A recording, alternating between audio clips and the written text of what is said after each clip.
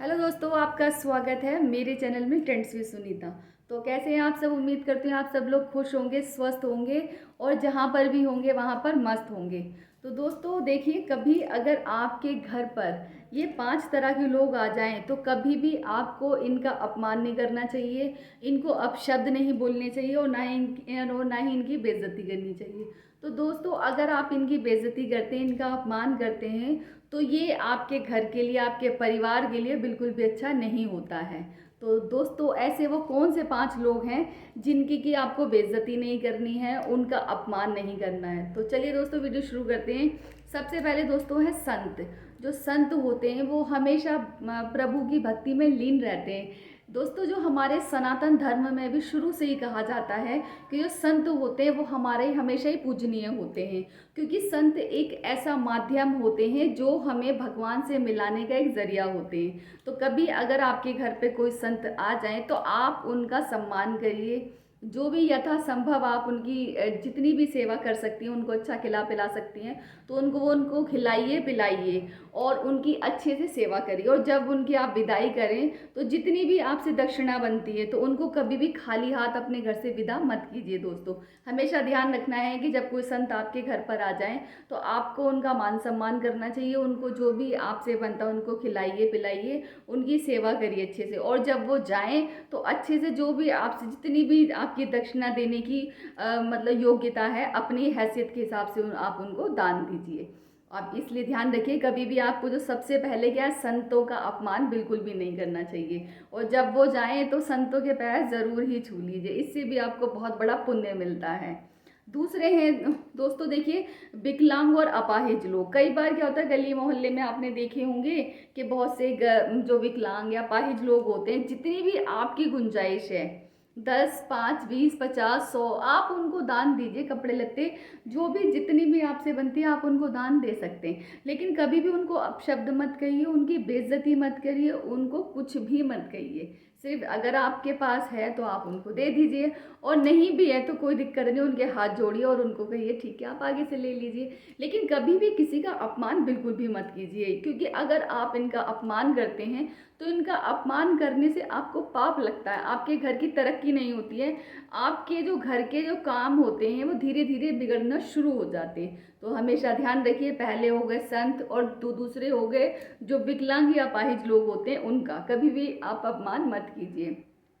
तीसरे हैं दोस्तों, देखिए, अब भिखारी जो कई बार तो देखिए गली में जो भीख मांगने लोग आ जाते हैं, तो उन लोगों का भी आपको अपमान नहीं करना चाहिए। ऐसा नहीं कि भाई आप उनको अपशब्द बोलना शुरू हो जाएं, उनकी बेइज्जती करना शुरू हो जाए, ये भी गलत होता है। तो हमेशा ध्यान रखिए कि आपको कभी भी भिखारियों का भी अपमान नहीं करना चाहिए। भाई ठीक है, अगर आपको जितनी भी आपकी गुंजाइश है आप भिखारी को भी दान कर सकते हैं। कभी भी अगर आपके दरवाजे पे कोई भिखारी आता है तो भूल कर भी आप उन्हें खाली हाथ मत भेजिए। जितनी भी आपकी गुंजाइश बनती है आप उनको दान में अवश्य दीजिए। कहते हैं ना, अगर आप भिखारी से कुछ अपशब्द बोलते हैं या उनका तिरस्कार करते हैं तो जिस कारणवश या जो भिखारी ने पिछले जन्म में कुछ ऐसे गलत कर्म किए जिस वजह से आज वो इस जन्म में इस कंडीशन में इस स्थिति में हैं, तो उनकी वो कंडीशन, कहते हैं जो उनके पाप होते हैं वहीं पे धीरे धीरे ख़त्म होना शुरू हो जाते हैं। तो हमेशा ध्यान रखिए कि भिखारी का भी कभी आपको कोई भी किसी भी तरीके का अपमान बिल्कुल भी नहीं करना है। जितना भी हो सके आप, जितनी आपकी गुंजाइश है आप उनको दान दीजिए, लेकिन कभी भी आप उनको खाली हाथ मत भेजिए, क्योंकि कहते हैं दोस्तों ये खुद ही दूसरों पर आश्रित होते हैं। तो जब कोई व्यक्ति किसी पर आश्रित है, किसी मांग मांग कर अपना गुजारा कर रहा है, अपना पेट भर रहा है, तो हमें कभी भी उनकी बेइज्जती नहीं करनी चाहिए, उनका अपमान नहीं करना। जितना हो सके गुंजाइश है उतना आप दान दीजिए, लेकिन ये नहीं है कि आप उनका निरादर करें, उन्हें उनकी बेइज्जती करें। तीसरे नंबर पे क्या है दोस्तों, भिखारी का आपको ना बेइज्जती नहीं करनी है, अनादर नहीं करना है। और चौथा है दोस्तों, देखिए, जो किन्नर किन्नर जो होते हैं दोस्तों, वैसे तो क्या होता है ना, किन्नरों की कभी भी हाय नहीं लेनी चाहिए, बद्दुआ नहीं लेनी चाहिए। उनकी हाय या बद्दुआ आपके अच्छे खासे घर को बर्बाद कर सकती है। तो हमेशा ध्यान रखिए कि किन्नर भी अगर आपके घर पर आ जाते हैं तो कभी भी जो भी आपसे गुंजाइश है आप उनको दान में दीजिए, लेकिन कभी भी उनका अपमान मत कीजिए।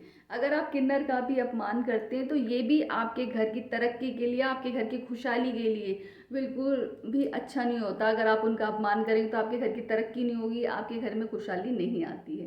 क्योंकि कोशिश करिए कि जब भी किन्नर आए, अगर देखिए आप उनको दान देंगे ना, और अगर आपके घर से जो किन्नर होते हैं हंसी खुशी जाएंगे, दुआ देके जाएंगे, तो आप देखना कि आपका घर कितना फलेगा, कितना फूलेगा, आपके घर की कितनी तरक्की होगी।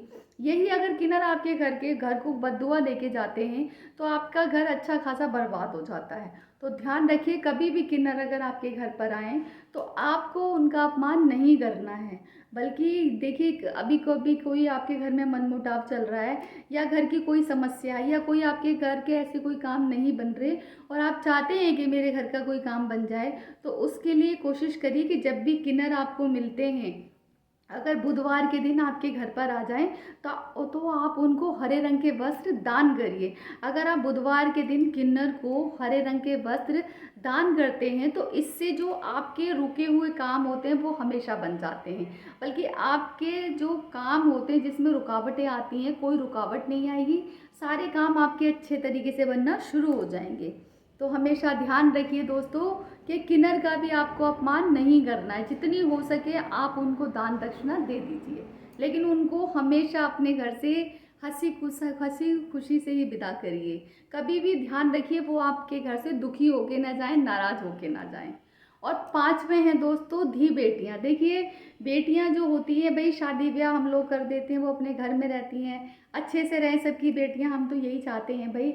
लेकिन जब वो कभी आपके घर पर आएँ तो अपनी बेटियों का भी कभी भी मान सम्मान, हमेशा आती हैं वो आपके घर पे, हमेशा उनका मान सम्मान करिए, उनकी इज्जत करिए, अच्छे से उनको अपने घर में रखिए। जितने दिन वो आपके घर में रहती हैं उनको अच्छे से खिलाइए पिलाइए, उनकी सेवा कीजिए। और जब वो जाएं तब भी उनको दोस्तों हंसी खुशी भरपूर, मतलब जो भी वो चाहती हैं उनको वो दिला दीजिए, साड़ी है, सूट है, या जो भी आप उनको दान दक्षिणा देना चाहती हैं। तो हमेशा अपनी धी बेटियों को आप अपने घर से हंसी खुशी विदा करिए। कहते हैं कि धी बेटियां जिस घर से हंसी खुशी जाती हैं तो उस घर में भी खुशियां हमेशा रहती हैं दोस्तों। तो हमेशा ख्याल रखिए दोस्तों कि इन जो 5 लोगों को आपको हमेशा अपने घर से हंसी खुशी ही विदा करना है।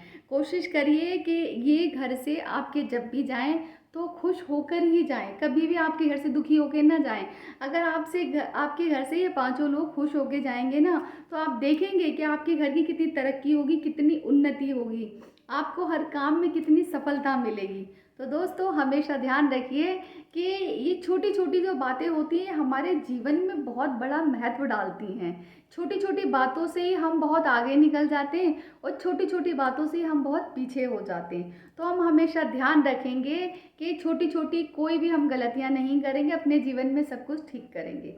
तो आज जो मैंने आपको इन 5 लोगों के बारे में बताया है, तो आप हमेशा ध्यान रखिए, आपके घर में कभी भी ये 5 लोग आएँ तो आप इनका आदर सम्मान करिए। इनको कभी भी आप अपने घर से खाली हाथ विदा मत करिएगा। जब भी आपके घर में आए, जितनी भी आपकी गुंजाइश है, आप इनको दान अवश्य दीजिएगा। और ये अगर आपके घर से खुश होके जाएंगे ना आप, तो आप देखेंगे कि आपके घर की कितनी तरक्की होगी। तो दोस्तों उम्मीद करती हूँ आज आपको मेरा वीडियो अच्छा लगा होगा। अगर आपको मेरा वीडियो अच्छा लगा हो तो मेरे वीडियो को लाइक और सब्सक्राइब ज़रूर कीजिएगा। राधे राधे।